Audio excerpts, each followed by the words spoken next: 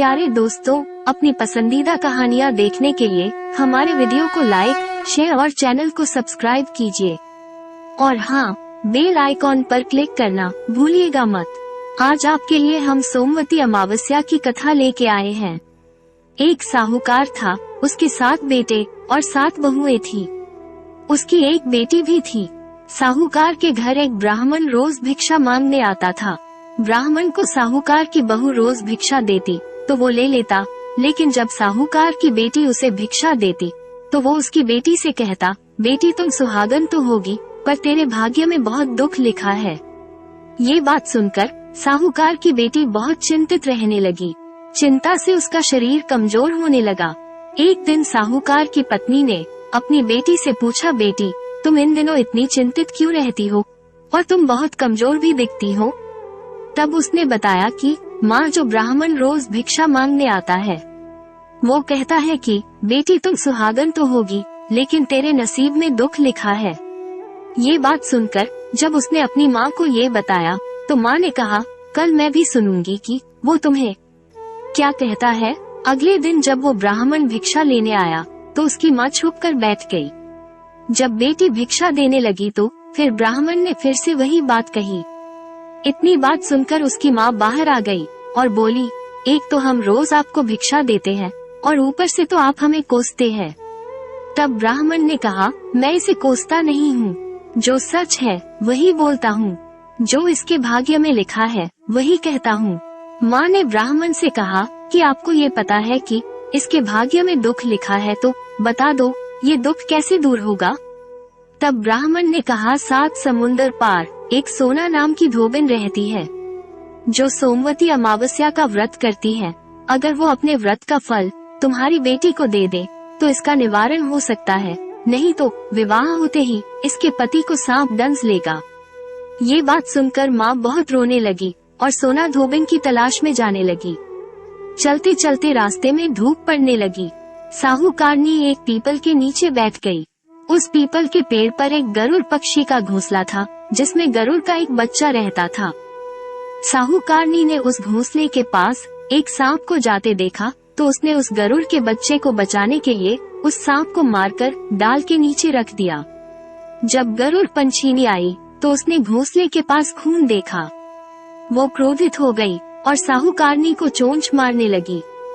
तब साहूकारनी ने कहा, मैंने तो तुम्हारे बच्चे की जान बचाई है।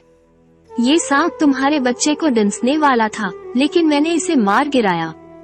गरुड़ पंछीनी ने अपने बच्चे को सही सलामत देखकर कहा, साहूकारनी तुम बताओ क्या मांगना चाहती हो, मांगो। तब साहूकारनी ने कहा, मुझे 7 समुंदर पार सोना धोबिन के घर जाना है, क्या तुम मुझे वहाँ छोड़कर आ सकती हो। पंछीनी ने साहूकारनी को अपनी पीठ पर बैठाकर 7 समुंदर पार सोना धोबिन के घर छोड़ दिया। वहाँ जाकर साहूकारनी ने सोचा, सोना धोबिन को कैसे राजी किया जाए कि वो अपनी व्रत का फल मेरी बेटी को दे दे। सोना धोबिन के 7 बेटे बहुएं थी। उनकी आपस में काम को लेकर रोज लड़ाई होती और कोई भी काम नहीं करती थी। रात को जब सब सो जाते तो साहूकारनी सोना धोबिन के घर जाती और घर का सारा काम करती, गायों को नहलाती, घर की सफाई करती, रसोई का काम करती, चौका बर्तन करती, आटा भी पिसती, कपड़े धोती, पानी भरती और दिन होने से पहले वहाँ से चली जाती। बहू ये सोचती, ये सब काम कौन कर रहा है, लेकिन कभी एक दूसरे से उन्होंने कुछ नहीं पूछा। एक दिन धोबन ने कहा कि तुम आजकल काम को लेकर लड़ती नहीं हो और ठीक से काम भी कर रही हो। बहू ने कहा, सासू जी काम तो हमें करना ही पड़ता है, चाहे हम लड़कर करें या राजी होकर करें, इसलिए लड़ाई का क्या फायदा। आजकल हम खुश होकर ही सारा काम कर लेते हैं।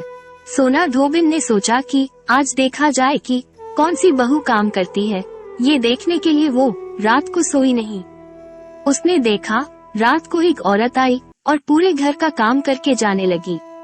सोना धोबिन ने कहा, तुम कौन हो और तुम्हें ऐसी क्या जरूरत है जो तुम इतना सारा काम हमारे यहाँ कर रही हो। साहूकारनी ने कहा, जरूरत है तभी इतना काम कर रही हूँ। सोना धोबिन ने पूछा, तुम्हें क्या चाहिए। साहूकारनी ने कहा, पहले मुझे वचन दो कि जो मैं कहूँगी वो मानोगी, तभी मैं बताऊंगी। सोना ने वचन देकर कहा, अब बताओ क्या चाहिए। साहूकारनी ने कहा, मेरी बेटी के भाग्य में दुख लिखा है, इसलिए आप उसे सुहाग दे दो और अपनी सोमवती अमावस्या का फल उसे दे दो। सोना धोबिन मान गई और अपने बेटे बहू से बोली, मैं तो साहूकारनी के साथ जा रही हूँ। यदि पीछे से तुम्हारे पिताजी खत्म हो जाए तो तेल घी के कूप में डालकर छोड़ देना। फिर दोनों साहूकारनी के घर चली गई। साहूकारनी की बेटी का ब्याह होने लगा। दूल्हा फेरों में बैठा।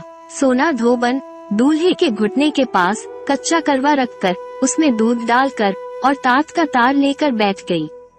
थोड़ी देर बाद सांप दूल्हे को डसने आया। सोना धोबिन ने करवा आगे रखा और तार से बांध दिया, लेकिन दूल्हा डर के मारे मर गया।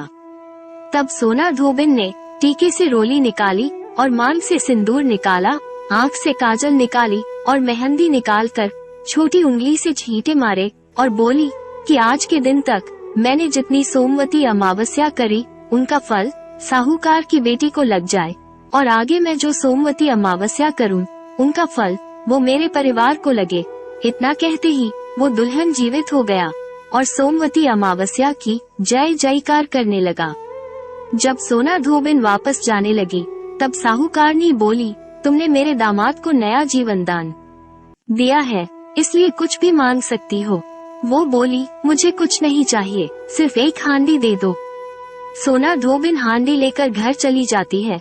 रास्ते में सोमवती अमावस्या आती है तो वो हांडी की 108 परिक्रमा लगाकर उस हांडी को पीपल के पेड़ के नीचे गाड़कर अपने घर आ जाती है। घर आकर देखती है तो उसका पति मरा हुआ था और तेल और घी के कूप में पड़ा था।